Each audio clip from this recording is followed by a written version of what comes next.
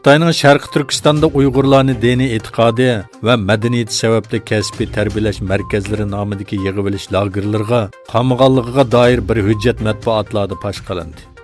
Birlashma agentlik erishgan bu hujjatda Xitoy doiralarining kimlarni yig'ilish lagerlariga qamashga qanday qaror beradiganligi haqida keng doiralik uchurlar yer olgan. 2017 va 2018 yillarda tutqun qilingan 311 Uyg'ur haqidagi uchurlar yer olgan hujjatda bu kishilarning 2000 dan ortiq urug' tuqqan qo'shni va do'stlarining ismlari, kimlik nomeri, namoz o'qib o'qimaydiganligi va Qur'on o'qiydigan yoki o'qimaydiganligiga doir nurg'un ma'lumot diqqatni tortdi.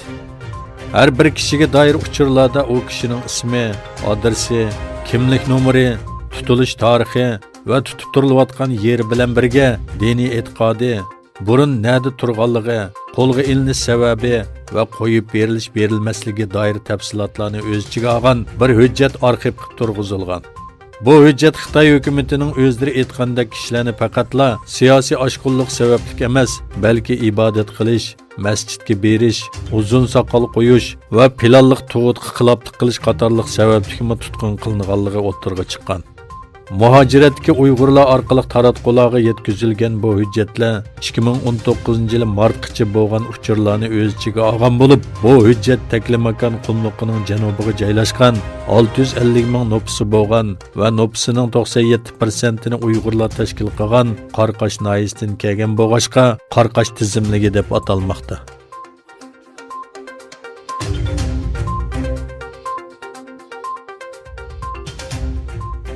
Türkiye Adalet ve Taraqqiyot Partiyasining bayonotchisi Ömer Çelik axborot e'lon qilish yig'inida Uyg'urlar haqida so'ralgan savolga javob berib mundaq dedi.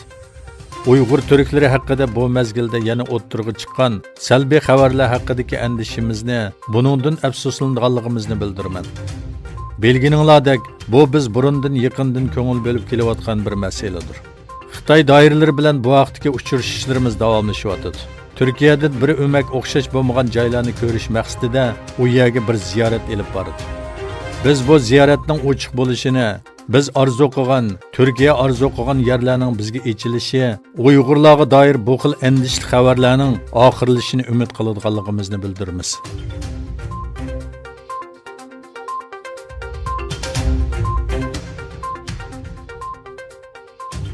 Rossiya koronavirus sabablik 19 fevraldan itiboran Xitoy fuqarolariga o'qish va savdo chaqirig'i bilan birga viza berishni vaqtli to'xtatadiganligini e'lon qildi. Yana bir tarafdan Hindiston, Pokiston chegarasini ziyorat qilgan Birlashgan Davlatlar Tashkiloti bosh kotibi Antonio Guterres Wuhan virusining sahiya sistemasi taraqqiy qilmagan Afrika davlatlariga tarqalishidan andisha qiladiganligini tilga oldi. Va tahdid bakcho'ng, dunyo buningga tayyor turishi lozim. Dunyo sahiya tashkiloti bundaq bir ahvolga qanday taqobil turish haqida xizmatini davomlashtirmoqda dedi.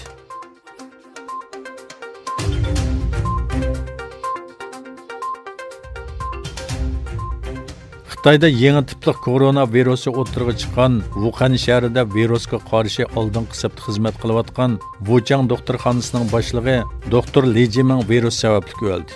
Bunun bilan Wuhan virusdan yuqumlanib o'lgan doktorlarning soni 7 ga yetdi. Koronavirusiga qarshi oldingi hisob bo'lgan Wuchang doktorxonasining boshlig'i Li Jiming tibbiy sohada tonilgan mutaxassislardan biri ekanligi bildirildi. Xitoyda navbatda koronavirus sababli o'lganlar sonining 2000 ga yaqinlashganligini e'lon qildi. Wuhan shahriga sahiya xodimlari va askarlar bo'lib 30 ming kishi avatilgan. Yana bir tarafdan Wuhan virusining Sharqi Turkistonda millionlagan Uyg'ur qamalgan yig'ilish lagerlariga olib keladigan xavfi andish paydo qilish bilan birga bundaq bir ahvolda yuzlagan Uyg'ur doktorining Wuhanga avatilishi diqqatni tortmoqda.